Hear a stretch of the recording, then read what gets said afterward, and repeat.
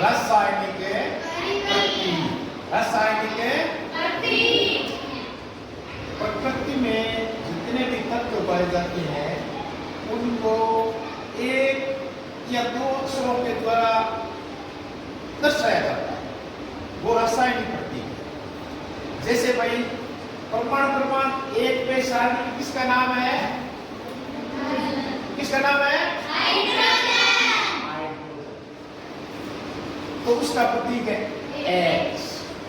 2 number पे क्या नाम है? हीलियम। देखो भाई हीलियम, हीलियम के लिए 2 अक्षर निर्धारित किए हैं। तो ध्यान रखना है प्रतीक में अगर एक अक्षर है तो वो कैपिटल लेटर में होगा, और 2 अक्षर है तो पहला कैपिटल होगा और दूसरा स्मॉल लेटर होगा। 3 नंबर पे क्या है भाई? लिथियम। देखो भाई पहला L दूसरा I। हाँ, चौथा बेरिलियम, पांचवा बोरोन, छठा सातवां आठवां नौवां क्लोरीन, और 10वां नियोन। चलो ये सारणी में आपके और भी कुछ है वो बताऊंगा। तो ये है परमाणु क्रमांक की अगर बात करें या परमाणु संख्या की बात करें, ये 1, ये 2, ये 3, ये 4, ये 5, ये 6, ये 7, ये 8, ये 9 और ये 10। अब भाई ये परमाणु संख्या है, ये तो प्रतीक हो गया और ये हो गया परमाणु क्रमांक। परमाणु क्रमांक या इसको परमाणु संख्या भी बोलते हैं। तो परमाणु संख्या, इसमें से अपन एक उदाहरण लेते हैं। जैसे भाई ऑक्सीजन की बात करते हैं, ऑक्सीजन का परमाणु संख्या कितनी है? 8। इसका अर्थ जानते हो क्या? परमाणु संख्या 8 क्यों है? देखिए कोई भी परमाणु होता है ना, उसके 2 भाग होते हैं। बीच का भाग होता है नाभिक, बीच का भाग क्या होता है? नाभिक। और एक होता है बाहरी भाग, एक होता है इसका बाहरी भाग। तो नाभिक में 2 प्रकार के कण होते हैं, एक होता है प्रोटॉन और एक होता है न्यूट्रॉन। प्रोटॉन पे धनावेश होता है, प्रोटॉन पे कौन सा आवेश होता है? धनावेश, ठीक है ना। और ये न्यूट्रॉन है ना, इस पे कोई आवेश नहीं पाया जाता है, इसलिए ये न्यूट्रल होता है, उदासीन। अब इस प्रोटॉन और न्यूट्रॉन से नाभिक बना हुआ, इस नाभिक के चारों ओर ये तो धन भाग हो गया, ऋण भाग होता है इलेक्ट्रॉन, जो इस नाभिक के चारों ओर चक्कर लगाते हैं, ठीक है ना। और उनमें इलेक्ट्रॉनों की संख्या, जितने उदासीन परमाणु में नाभिक में जितने प्रोटॉन होते हैं उतने ही उसमें बाहरी पक्ष में इलेक्ट्रॉन पाए जाते हैं। जैसे उदाहरण के लिए अपन ने दिया ऑक्सीजन, ऑक्सीजन दिया तो ऑक्सीजन का अपने कितने भाई? 8। इसका मतलब ये है कि इसके नाभिक में 8 प्रोटॉन है। नाभिक में कितने प्रोटॉन है? 8। अब न्यूट्रॉन की संख्या जैसे 7 या 8 हो सकती है, मान लीजिए 8 न्यूट्रॉन। न्यूट्रॉन की संख्या एक कम या ज्यादा भी हो सकती है, वो उसके अलग अलग अपने समस्या भी होते हैं। अब इसमें 8 इलेक्ट्रॉन होंगे, 8 प्रोटॉन होंगे, 8 न्यूट्रॉन है, तो उदासीन परमाणु के लिए 8 इलेक्ट्रॉन होंगे। प्रोटॉन पे धनावेश है और इलेक्ट्रॉन पे कौन सा आवेश होता है? इलेक्ट्रॉन पे ऋणावेश होता है। इलेक्ट्रॉन पे कौन सा आवेश होता है? ऋणावेश, ठीक है ना। ये तो प्रोटॉन हो गया, ये इलेक्ट्रॉन हो गया, ठीक। तो ये इलेक्ट्रॉन है एक निश्चित कक्षाओं में चक्कर लगा, जैसे भाई ये 1 नंबर की कक्षा है, ये 2 नंबर की कक्षा है और ये 3 नंबर की कक्षा है। 1 नंबर की कक्षा में अधिकतम 2 इलेक्ट्रॉन आ सकते हैं। कितने आ सकते हैं? 2। जैसे भाई अपन ने ये यहाँ पे लिख दिया, ये 1 इलेक्ट्रॉन ये हो गया और 1 ये हो गया। अब 2 नंबर की कक्षा है, उसमें अधिकतम इलेक्ट्रॉनों की संख्या ज्ञात करने के लिए सूत्र है 2n²। जैसे भाई पहली कक्षा के अंदर 2 × 1² बराबर 2 होगा। अगर दूसरी कक्षा है तो यहाँ पे n की जगह 2 लिख दो, 2 का स्क्वायर बराबर है 8 हो गया, 8 हो गया ना, 2 2 4 4 हो गए 8। ऐसे ही भाई n बराबर 1, n बराबर 2, ये सूत्र है 2n स्क्वायर और n बराबर 3। तीसरी कक्षा की तरफ हम बात करें तो 2 × 3 का स्क्वायर यानी 2 × 3 3 9 बराबर 18 इलेक्ट्रॉन। तो भाई पहली कक्षा के अंदर अधिकतम 2 इलेक्ट्रॉन आते हैं, दूसरी कक्षा में अधिकतम कितने इलेक्ट्रॉन आएंगे 8। दूसरी कक्षा में अधिकतम कितने इलेक्ट्रॉन आएंगे 8। अपने यहाँ पे ऑक्सीजन लिया है, ऑक्सीजन लिया है तो पहली कक्षा में 2 इलेक्ट्रॉन आएंगे, बाकी कितने बचे, बाकी इलेक्ट्रॉन कितने बचे भाई 6। तो दूसरी कक्षा के अंदर है इसमें 6 इलेक्ट्रॉन होंगे, 1 2 3 4 और ये 5, ठीक है ना। इसमें तीसरी कक्षा होती नहीं, इसमें तीसरी कक्षा नहीं होगी। तो अपन इसके अगर इलेक्ट्रॉनों का विन्यास लिखेंगे ना तो ये लिखेंगे 2 और 6, टोटल 8 लिखे ना। हाँ, अब परमाणु क्रमांक की कार्य है, परमाणु क्रमांक की परिभाषा ये हो रही कि किसी परमाणु के नाभिक में जितने प्रोटॉन पाया जाता है ना वो ही उसका परमाणु क्रमांक है, परमाणु संख्या। जैसे भाई ये ऑक्सीजन है, ये क्या है ऑक्सीजन है, ऑक्सीजन का परमाणु क्रमांक 8 इसलिए है क्योंकि इसमें 8 प्रोटॉन पाए जाते हैं। और उदासीन परमाणु में जितने प्रोटॉन होंगे उतने इलेक्ट्रॉन होते हैं, तो 8 इलेक्ट्रॉन होते हैं। और इलेक्ट्रॉनों का विन्यास है वो 2n स्क्वायर सूत्र से लगा सकते हैं। पहली कक्षा में 2 इलेक्ट्रॉन आ गए, दूसरी में 8 आ गए और तीसरी में 18 इलेक्ट्रॉन आ सकते हैं। ऑक्सीजन आयन क्या है आयन। अब देखो भाई अपने पास में ये 2 तत्व है, एक है सोडियम और एक है क्लोरीन। सोडियम का परमाणु क्रमांक 11 और क्लोरीन का 17। अगर मैं इनकी परमाणु की संरचना की बात करें तो सोडियम जैसे Na का परमाणु बनाएंगे तो इसके नाभिक के अंदर 11 तो प्रोटॉन है और 11 न्यूट्रॉन है और 11 इसमें इलेक्ट्रॉन। तो पहली कक्षा में अधिकतम कितने इलेक्ट्रॉन आते हैं, पहले में अधिकतम बताइए 2। दूसरी कक्षा में अधिकतम कितने इलेक्ट्रॉन आते हैं 8। 1 2 3 4 5 6 7 और 8। अब टोटल इलेक्ट्रॉन कितने हो गए 8 2 10। अब तीसरी कक्षा के अंदर कितने इलेक्ट्रॉन आएंगे इसमें, अधिकतम इलेक्ट्रॉन कितने आते हैं तीसरी कक्षा में 18। लेकिन सोडियम के अंदर 10 तो आ गए, तो तीसरी कक्षा में 1 इलेक्ट्रॉन हाँ 2 ये हो गए 8, दूसरी कक्षा में हो गए 10 और 1 11। तो सोडियम का अगर अपने परमाणु विन्यास लिखेंगे तो 2 8 और 1, ठीक, ये है सोडियम यानी Na। अब दूसरा एक उदाहरण लेते हैं क्लोरीन के परमाणु क्रमांक है वो कितना है 17। 17 है तो भाई पहली कक्षा में अधिकतम कितने इलेक्ट्रॉन पाए जाते हैं 2। तो क्लोरीन के अंदर प्रोटॉनों की संख्या होगी 17 और न्यूट्रॉनों की संख्या भी हो गई 17।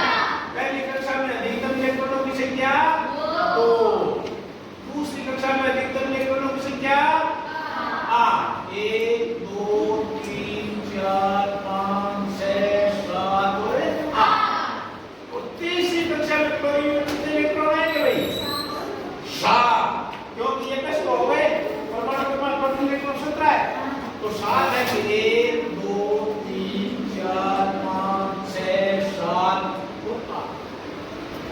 ये क्लोरीन का परमाणु विन्यास हो गया 2 8 7 2 8 7।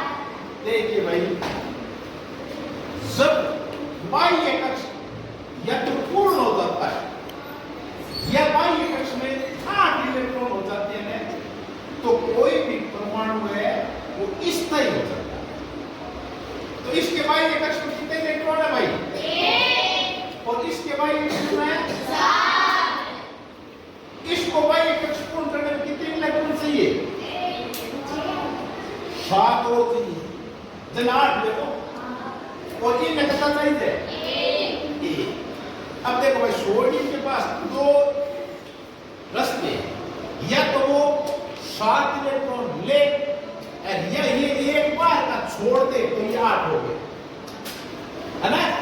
तो भाई 16 के साथ लेना हो रहा है कि एक देना हो रहा है, एक देना शुरू, ठीक है ना। क्योंकि 7 इलेक्ट्रॉन लेंगे ना तो ये नाभिक है वो पकड़ नहीं सकेंगे, ठीक है ना। नाभिक है उनको पकड़ नहीं कर सकता क्योंकि प्रोटॉन की संख्या 11 है।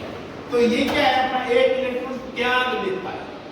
कैसे त्यागेगा कि जैसे ये सोडियम है और ये एक इलेक्ट्रॉन माइनस, तो ये बन गया भाई सोडियम का धनायन।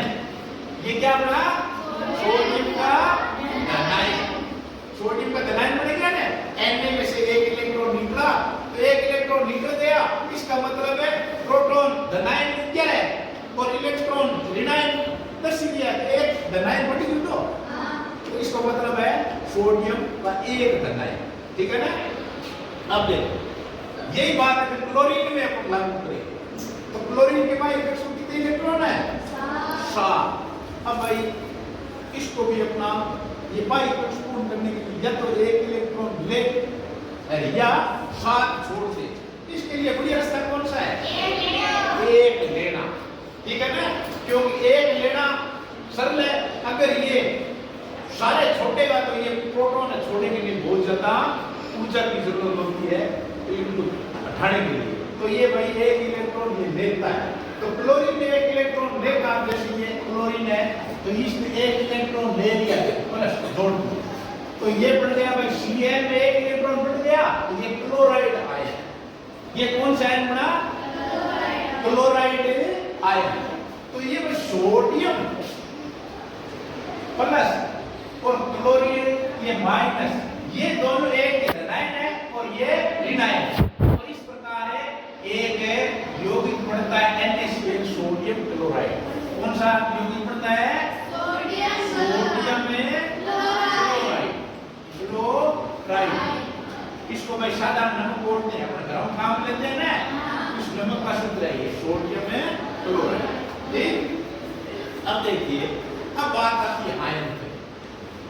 तो भाई ये धनायन है, ये एक ऋणायन, ये तो है एक परमाणु का आयन।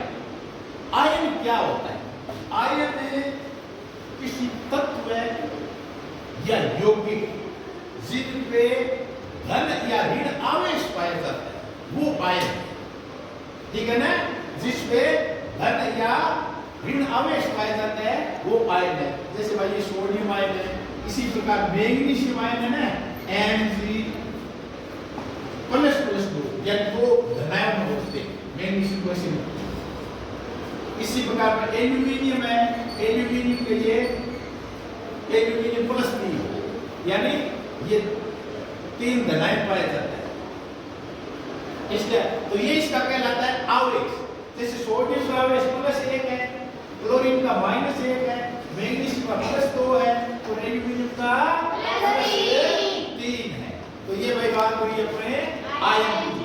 तो आयन दोबारा सुन लो, आयन है वो होते हैं तत्व या यौगिक जिन पे धन या ऋण आवेश पाया जाता है वो आयन। आयन दो प्रकार के होते हैं, एक होते एक परमाणु आयन जैसे सोडियम है, क्लोरीन है, ये मैग्नीशियम है, एल्यूमिनियम है, ठीक है ना।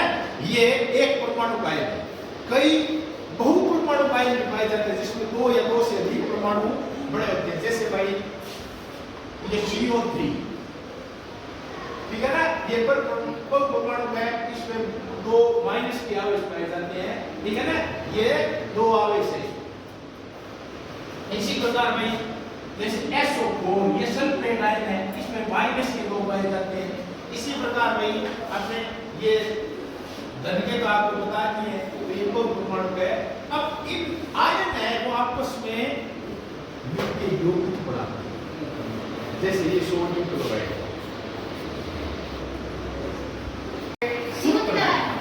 ठीक है ना। छोटे छोटे यौगिकों के सूत्र लिखना, जैसे भाई बोलते हैं कि sodium chloride NaCl, magnesium hydroxide MgOH2 aluminium chloride AlCl3। ये बच्चे क्या है कि लिखते जानते कभी 3 आता है कभी 2 आता है, ये क्यों आता है? तो भाई आपके सामने जो सारणी है उस सारणी में कुछ आयन भी है ना। जैसे मैं एक नाम बोलता हूं एल्यूमिनियम में क्लोराइड, ठीक है ना, क्लोराइड इसका अपने को सूत्र लिखना। तो भाई सारणी में देखो एल्यूमिनियम की संयोजकता कितनी लिखी हुई है Al है ना, कैसे लिखा हुआ है? तो एल्यूमिनियम में Al प्लस के 3 है, इसका मतलब ये त्रिसंयोजी धन है नहीं है लिखा हुआ। हाँ, अब दूसरा है क्लोराइड। देखो भाई क्लोराइड आयन कैसे लिखा हुआ है Cl माइनस और एक है, ठीक है ना, सीधा माइनस लिखा हुआ है ना। तो ये एक संयोजी ऋण आयन है। देखिए ये इसकी संयोजकता भी कहलाती है। कोई भी तत्व है उसकी संयोजन करने की क्षमता को उसकी संयोजकता कहते हैं। तो इसकी 3 है और इसकी माइनस। अब आपको क्या करना है कि सूत्र लिख देंगे। So aluminium chloride aluminium ion लिख दिया, क्लोराइड आयन लिख दिया। सूत्र लिखने के लिए ये जो 3 रेख दिया हुआ है ना, इसको क्या करना है, जैसे आप तिरछे गुणे करो, तिरछे गुणे करोगे ना, इनके नीचे ये ले आओ, इसके नीचे ये ले आओ, यानी Al के नीचे 1 ले आओ और क्लोराइड के नीचे 3 ले आओ। अब 1 लिखने की जरूरत नहीं होती, 1 अपना है ही। तो एल्यूमिनियम क्लोराइड का सूत्र हो गया AlCl3। समझ आई बात? अब एक दूसरा और उदाहरण लेते हैं। जैसे भाई मान लीजिए आपके सामने लिखा हुआ है मैग्नीशियम में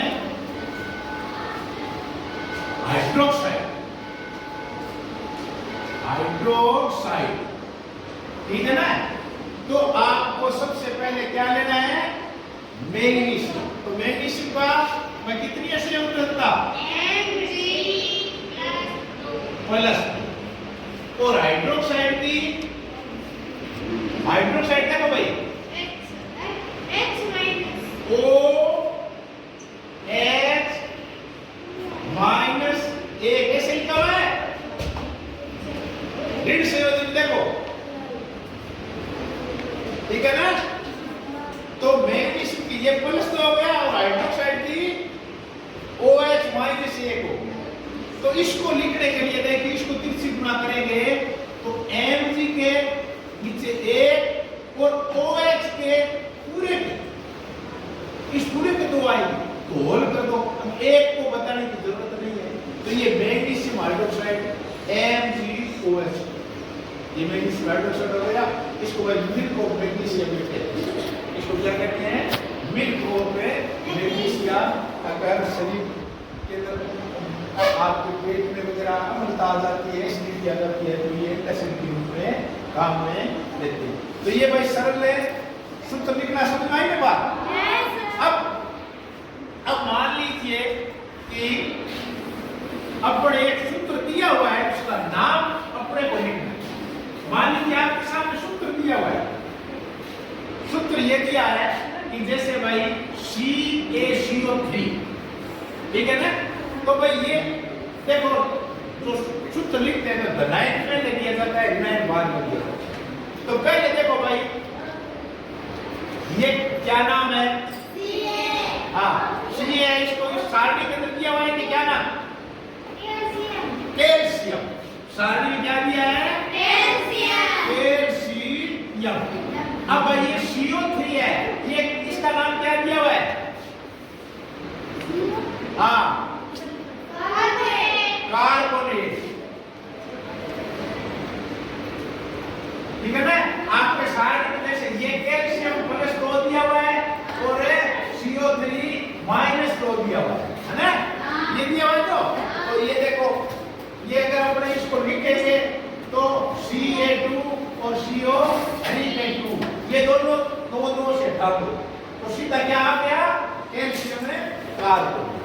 तो इसका आपने ऐसा दिया हुआ है तो बोलने के लिए भी हम कैल्शियम कार्बोनेट ऐसे नाम है लिख सकते हैं। अब एक उदाहरण और दें इस सारणी के अंदर है देखिए आप है ठीक जैसे भाई एल्यूमिनियम क्या दिया हुआ है